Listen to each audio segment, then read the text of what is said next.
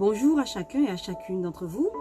Chers amis internautes, je suis heureuse de vous retrouver pour notre rendez-vous hebdomadaire avec Espérance TV et l'Institut de la Voix de l'Espérance.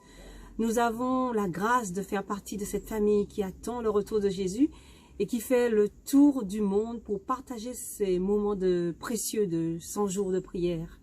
Aujourd'hui, dimanche 26 avril 2020, jour 31, nous sommes invités à prier et attendre l'intervention du ciel.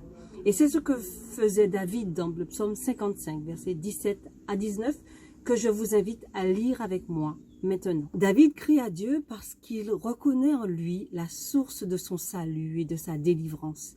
Il sait que dans le contexte qu'il vit, où il est pourchassé par ses ennemis, seul Dieu peut le libérer. Et nous savons que seul Dieu pourra aussi nous extirper de l'ennemi que nous pourchassons dans le monde entier en ce moment.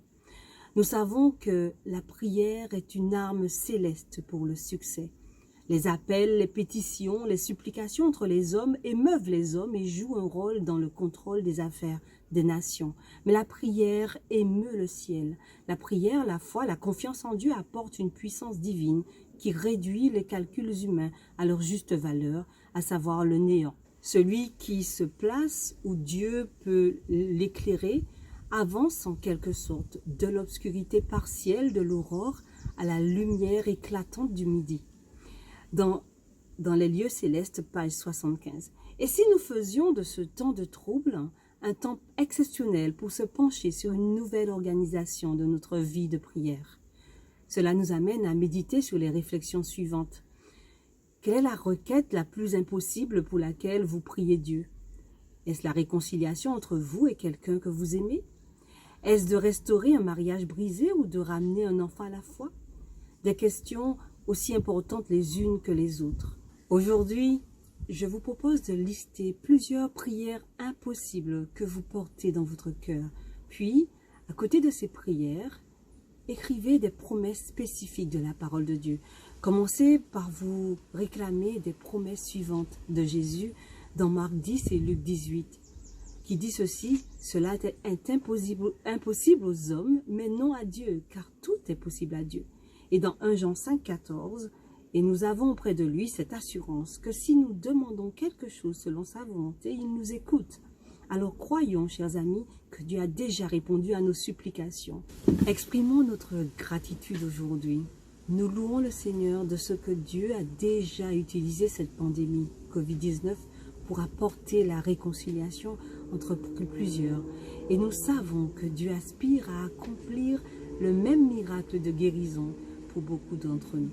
Alors je vous propose de prier pour les membres de nos églises dans les différents pays d'Afrique, des îles de la Caraïbe à côté de nous, des pays d'Amérique centrale et du Sud qui luttent contre le Covid-19. Prions pour ceux qui, dans notre propre église, notre communauté, rencontrent des difficultés financières. Prions pour un cœur généreux, de sorte que nous puissions partager les ressources que nous avons. Prions Dieu pour que notre temps de dévotion avec lui soit plus intense, pas seulement pour obtenir de l'aide et des bénédictions, mais pour que notre plus grand désir soit véritablement le connaître.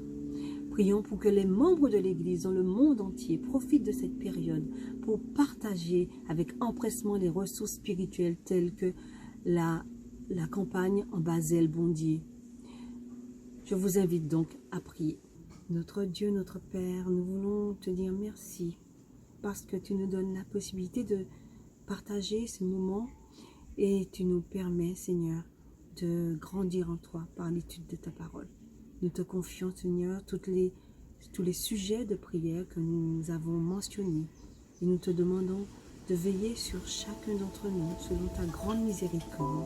Au nom de Jésus et pour ta gloire. Amen. Chers amis, je vous dis à très bientôt. Au revoir.